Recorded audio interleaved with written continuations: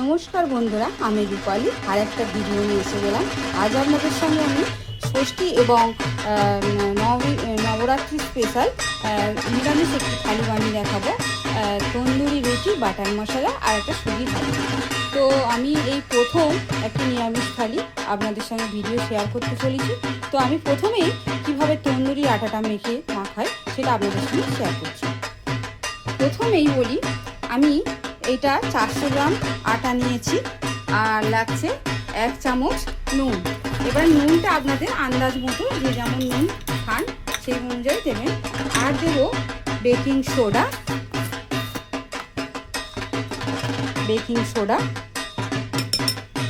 আর দেবো baking powder,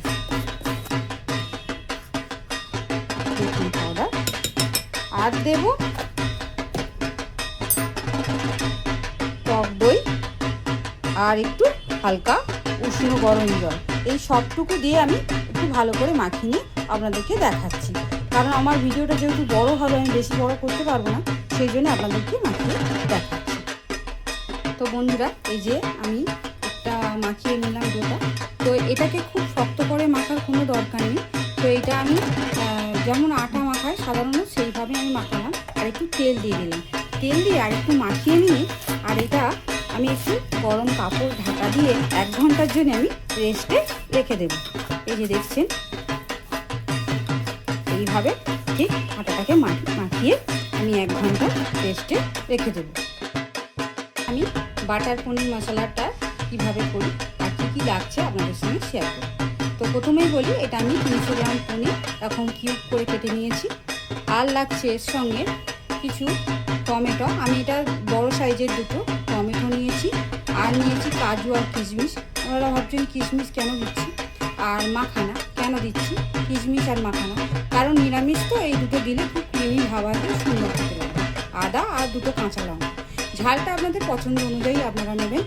আর লাগছে, যেহেতু পনির বাটার মশলা, তো বাটার লাগছে। আর লাগছে এটা পনিরের মশলা। আর লাগছে লাল কাশ্মীরি লঙ্কা, হলুদ, কাসুরি মেথি, ধনে জিরে আর ফেস ক্রিম, চিনি আর লবণ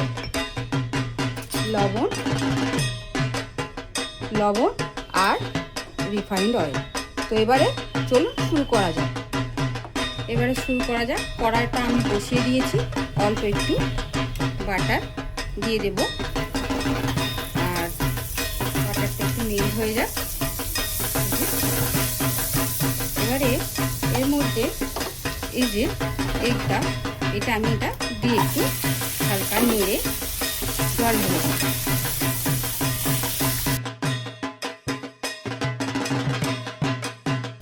বন্ধুরা, এই যে আমার টমেটো এবারে সফট হয়ে এসছে, আর এই যে খোলাগুলো এরকম ছেড়ে এসছে, আমি এগুলো খোলাগুলোকে তুলে আমি ফেলে দেবো, যাতে স্মুথ একটা ব্যাটার তৈরি হয়। এই যে এইভাবে তুলে দেবেন। বন্ধুরা, এই পজিশানে আমি এই যে শুকনো মশলাগুলো আমি দিয়ে দেবো। শুধু ওই যে পনিরের মশলা আর হচ্ছে কাসুরি মেথিটা এখন দেবো না, এটা আমি সব দিয়ে দেবো। দিয়ে এই যে একটু হালকা করে নেড়ে দেবো।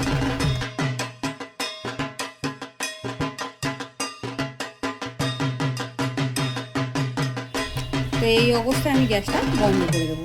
বন্ধ করে আমি ঠান্ডা করে মিক্সিতে পেস্ট করে আপনাদেরকে দেখাচ্ছি। তো আমি পনিরের যে গ্রেভির মশলাটা এটা পেস্ট করে নিয়েছি মিক্সিতে। এবার আমি পনির বাটার মশলাটা রেডি করে নিই। প্রথমে এই গ্যাসটা অন করে দিলাম। এবার একটু তেল দিয়ে হালকা করে পনিরগুলো ভেজে নেব।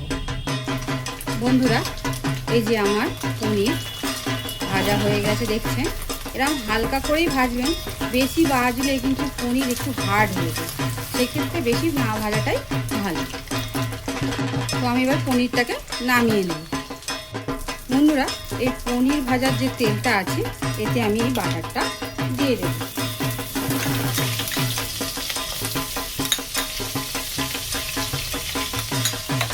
একটু ভালো করে নেড়ে নেব। এবার এর মধ্যে এই যে আমার কাসুরি মেথি আর ওই যে পনিরের মশলাটা এটা আমি এর মধ্যে অ্যাড করে দেবো। এটা একটু হালকা আমি ভেজে নিই।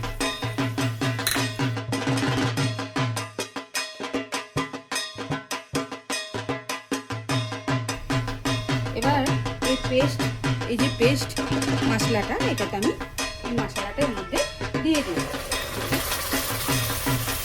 তো আপনারা যদি চান যে এটাকে ছানি দিয়ে ছেঁকে নেবেন তাও হবে, কিন্তু আমি যেহেতু টমেটোর খোসাগুলো তুলে ফেলে দিয়েছি সেই জন্য আমি আর ছাঁকলাম না। এটাকে একটু ভালো করে আমি কষিয়ে নেব।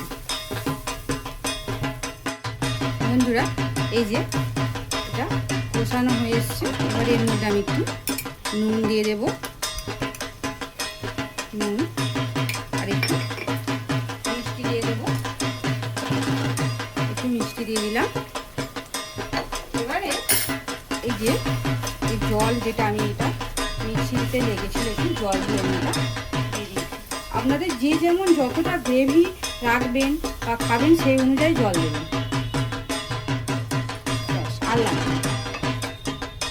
আর একটা কথা বন্ধুরা, যে আমরা পনিরের মশলা যেটা বাজারে বাটার পনির মশলা বলে পাওয়া যায়, তাছাড়া যদি না আপনাদের কাছে অ্যাভেলেবেল থাকে সেক্ষেত্রে দুটো গরম মশলা, দুটো জয়িত্রী, দুটো জায়ফল, একটা জায়ফল, দুটো গরম তোমার দারচিনি, এই আর একটু জিরে, একটু মৌরি, একসঙ্গে শুকনো খোলা একটু নেড়ে আর একটু জাস্ট গুঁড়ো করে নেবেন, সেক্ষেত্রে হয়ে যাবে, আর কিছু লাগবে না। তো গ্রেভিটা একটু কমে এসছে, তো এই অবস্থায় আমি পনিরগুলোটা দিয়ে দেব, দিয়ে একটা ভালো করে নাড়াচাড়া করে নেব।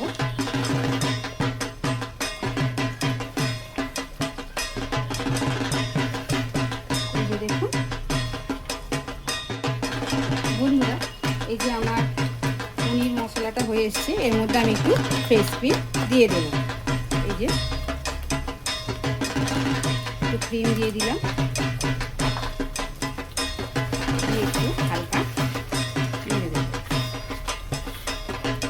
এই যে দেখুন আমাদের পনির বাটার মশলা একদম রেডি।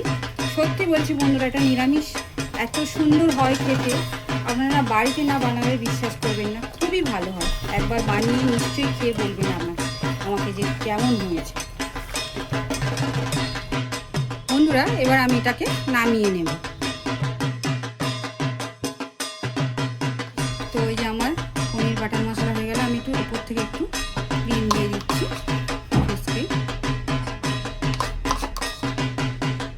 দেখুন কত সুন্দর হয়েছে।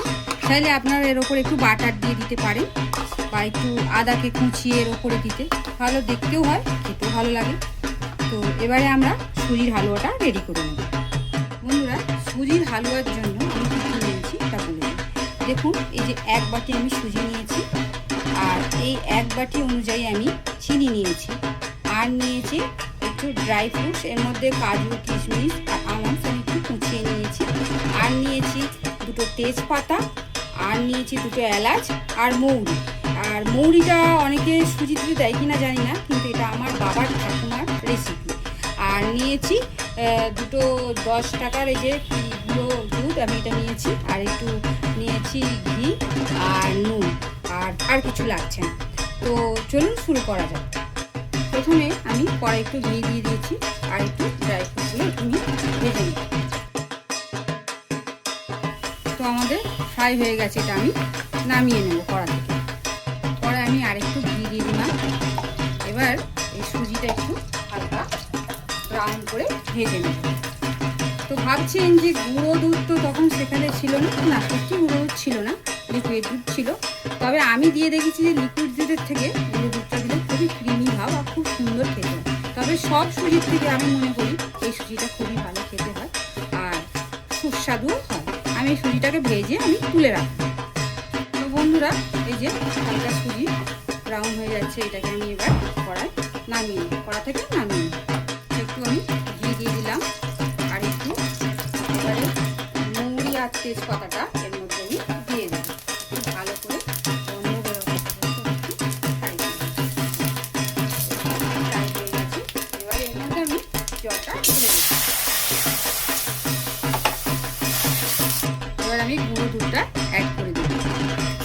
অবস্থায়, নাহলে ডেলা হয়ে যাবে।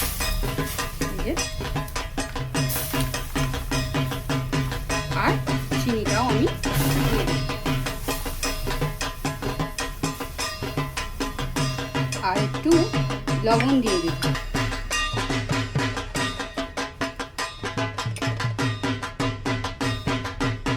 অল্প একটু লবণ দিয়ে দিই, ভালো করে আমি নাড়তে থাকবো। এবারে আমি সুজিটা আগে অ্যাড করব, একটু ভালো করে আমি নাড়তে থাকবো।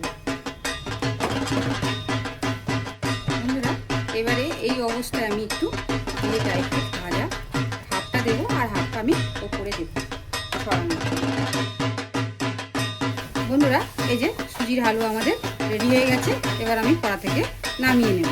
তো বন্ধুরা, সুজির হালুয়া রেডি হয়ে গেছে। তখন আমি ড্রাই ফ্রুট ছড়িয়ে দিচ্ছি দেখতে সুন্দরের জন্য। আমাদের রেডি হয়ে গেছে সুজির হালুয়া।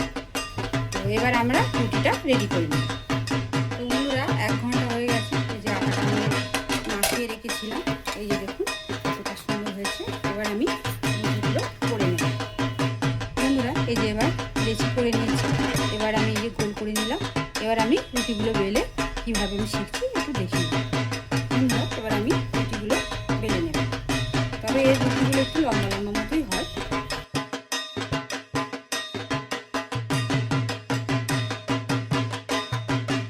তো রুটিগুলো বেলা হয়ে গেছে।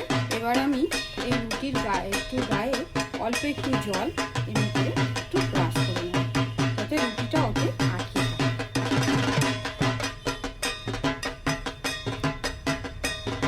দিয়ে এই যে আমি এবার চাটুটার মধ্যে দিয়ে দেব।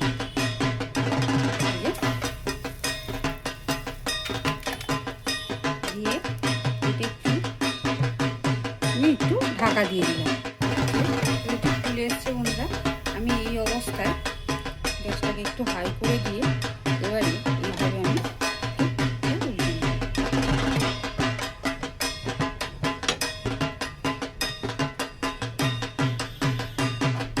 তো আমার এই যে রুটি কমপ্লিট। এবার একটু বাটার দিয়ে ওটার মধ্যে আমি তুলে রেখে দেব।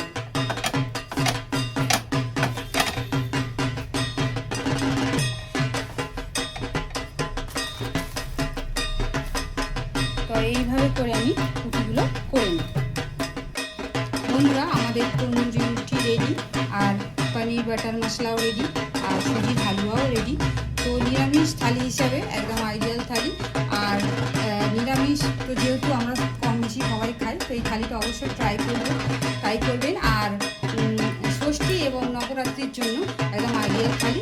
তো আশা করছি আর একটা ভিডিওর সঙ্গে আমাদের সঙ্গে দেখা হচ্ছে।